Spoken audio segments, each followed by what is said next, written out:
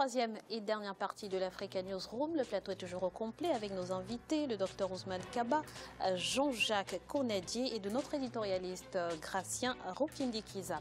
L'actualité économique à présent, des experts économiques de la CEDEAO étaient réunis ces 16 et 17 mai 2017 à Ouagadougou. Objectif, faire un état des lieux de l'application du tarif extérieur commun, entre autres. C'est un sujet de Clément Joël Souala. L'application du tarif extérieur commun entré en vigueur le 1er janvier 2015 dans l'espace CEDEAO rencontre des difficultés. Si seulement 9 des 15 États de la communauté économique des États de l'Afrique de l'Ouest l'appliquent déjà, la plupart d'entre eux craignent son incidence sur les producteurs et les consommateurs domestiques. Des experts économiques des différents pays membres de l'espace communautaire, réunis à Ouagadougou les 16 et 17 mai 2017, ont discuté de ces questions pour une meilleure intégration économique dans l'espace. C'est une réunion qui va permettre de faire le point, de voir quels sont les problèmes que nous rencontrons dans la mise en œuvre effective de ce tarif extérieur commun-là. Quelles sont les mesures d'accompagnement et de consolidation qu'on peut offrir à notre État pour que nous puissions tirer au maximum les avantages qui peuvent ressortir de cette mesure-là. Les échanges de Ouagadougou ont aussi abordé la question des accords de partenariat économique des pays membres de la CEDEAO avec l'Union européenne. Le reproche fait à ces accords reste le même que celui aux tarifs extérieurs communs. La crainte des États est de se voir envahis par les produits européens au détriment des productions locales, d'autant plus que le secteur industriel sous-régional est embryonnaire.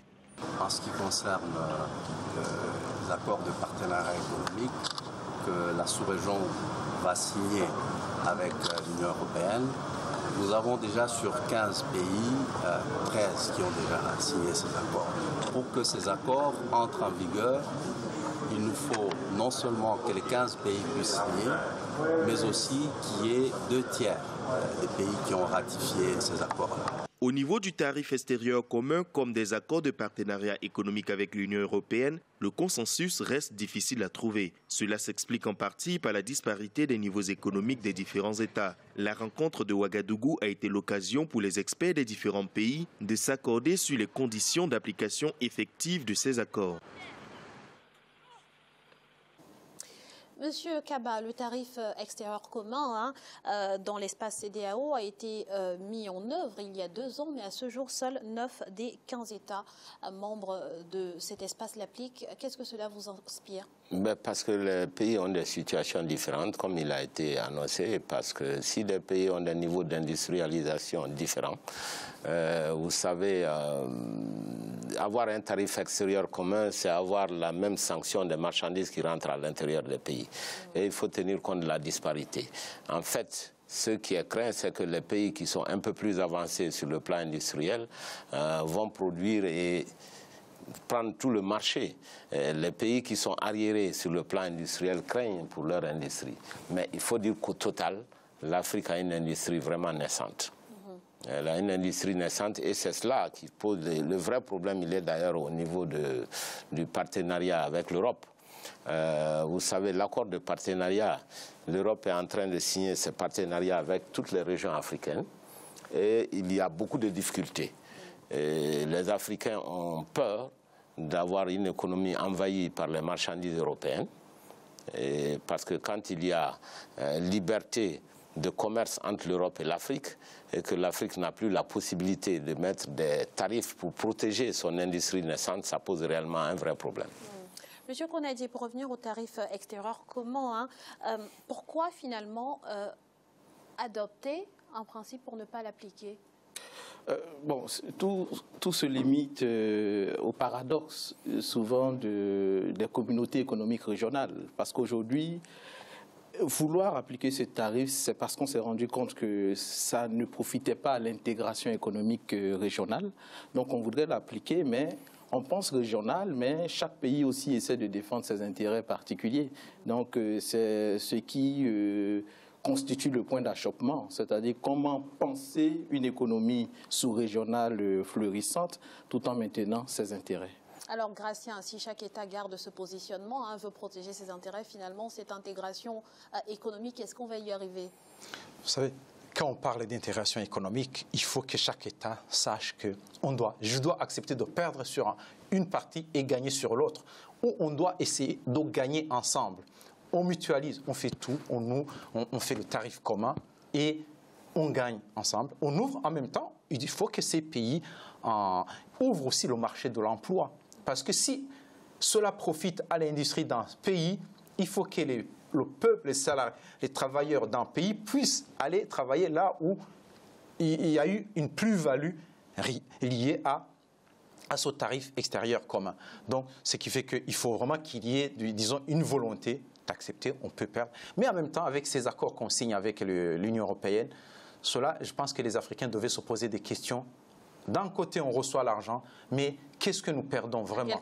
Parce que, à quelles conditions? Est-ce que nous, les Africains, nous pouvons vendre les produits agricoles, les produits de haricots, autre chose? Est-ce qu'on peut les vendre en Europe facilement, sans qu'il y ait des problèmes? On peut vendre nos bananes qui peuvent concurrencer les bananes qui viennent des Antilles? Non. Est-ce que nous, en contrepartie, nous, on doit accepter tout ce qu'on nous envoie, que ce soit les ordinateurs d'occasion ou autre chose? Non, il faut vraiment que les Africains se disent tout ce qu'on nous envoie, on peut produire et de cette façon, on peut bloquer pour qu'on arrive nous aussi à produire. Ces accords de libre-échange, finalement, même les Américains commencent à sortir. Je ne vois pas pourquoi nous, les Africains, on doit accepter quelque chose qui nous contraigne à rester dans la pauvreté. Alors, très rapidement, M. Kaba, le Maroc a récemment manifesté sa volonté d'intégrer la CEDEAO. Vous pensez que c'est un danger ou une opportunité pour cet espace? Ben, écoutez, c'est une opportunité, mais il faut qu'elle soit bien étudiée. Parce que vous savez, le Maroc est en avance par rapport aux pays de la CEDEAO. Mais par ailleurs, le Maroc fait beaucoup d'efforts de coopération, d'efforts aussi d'investissement dans nos pays de la CEDEAO. Donc je pense qu'il faut voir l'ensemble des dimensions de ce problème. Est-ce qu'il s'agit d'une libre circulation des biens et des services entre le Maroc et l'espace CEDEAO, auquel cas le même problème se poserait effectivement d'intégration de l'économie avec des niveaux différents d'industrialisation. Merci, Monsieur Kaba. Autre information économique, 35 milliards de francs CFA. C'est le montant recherché par l'État du Mali sur le marché financier de l'UEMOA. Cette opération programmée le 24 mai 2017 se fera à travers l'émission simultanée de bons assimilables du Trésor et d'obligations assimilables du Trésor. Explication avec Marcel Fabamaroun.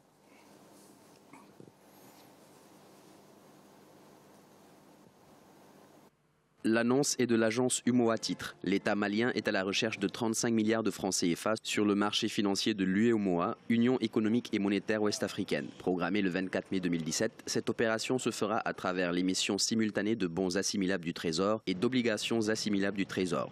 25% des montants mis en adjudication sont offerts sous forme d'offres non compétitives aux spécialistes en valeur du Trésor habilités par l'émetteur. L'opération regroupe 3 types de titres publics. Des bons assimilables du Trésor à 28 jours et de 182 jours et des obligations assimilables du Trésor de 3 ans. Le montant de la valeur nominale unitaire des 2 bons assimilables du Trésor est d'1 million de francs CFA contre 10 000 francs CFA pour les obligations assimilables du Trésor. Le gouvernement malien, effectivement, est à la recherche de fonds. De manière générale, en fait, ces fonds sont destinés à redémarrer à relancer la croissance économique au Mali. Il y a eu en fait cette crise multidimensionnelle en 2012 au Mali. Il y a eu également des répercussions assez importantes jusqu'à présent. Donc l'idée en général de cet appel à fonds, c'est vraiment de trouver en fait un financement pour relancer la croissance et relancer les investissements au Mali. L'État malien s'engage au remboursement des bons le premier jour ouvré suivant la date d'échéance fixée au 21 juin 2017 pour les bons assimilables du Trésor à 28 jours, au 22 novembre 2017 pour les bons assimilables du Trésor à 182 jours. Les obligations, elles, seront remboursées en totalité le premier jour ouvrable suivant la date d'échéance fixée pour le 25 avril 2020. Quant au paiement des intérêts, il se fera annuellement, ce dès la première année. Monsieur Konadie, au vu de la conjoncture actuelle, est-ce que vous pensez que le Mali peut atteindre cet objectif qui est de lever 35 milliards de francs CFA sur le marché de l'UEMOA? Pour vous répondre, je dirais que, comme on a coutume de le dire, l'argent n'aime pas le bruit. Alors qu'on sait tous que depuis 2013, le Mali traverse des soubresauts. Et c'est difficile dans ces conditions-là de pouvoir obtenir un certain nombre de financements, surtout quand c'est pour faire les affaires. Parce que chaque fois qu'il y a des crises, les premiers à partir de ces pays-là sont les investisseurs, ou bien ceux à qui on pourrait emprunter de l'argent, essaient d'analyser un certain nombre de facteurs et de conditions, plus particulièrement le risque pays. Donc, je pense que ça serait peut-être plus ou moins difficile d'atteindre cet objectif-là, parce qu'à vrai dire, jusqu'à aujourd'hui, c'est toujours difficile avec la situation qui se passe dans le pays. Allez-y, M. Kaba. Bon, je pense que c'est d'abord, ce n'est pas une somme importante, 35 milliards, c'est à peu près 70 millions de dollars. Pour un pays comme le Mali, là, on fait appel à l'épargne intérieure au niveau de l'UMOA, ce n'est pas des investisseurs étrangers. Je pense que le Mali n'aura pas beaucoup de difficultés pour vendre ses bons du Trésor et ses obligations. Les bons sont à court terme, comme vous l'avez constaté, 28 jours. Les obligations, 3 ans. Non, ça ne devrait pas poser de problème. Mais ce qui est surtout intéressant, il faut que ces montants soient réellement investis, que ce soit orienté dans l'investissement et non dans la consommation, c'est-à-dire le budget de fonctionnement. Si cela est fait, on s'attend à ce que les revenus qui vont naître de ces investissements puissent permettre le remboursement sans beaucoup de difficultés. Évidemment, il faut bien gérer sa dette.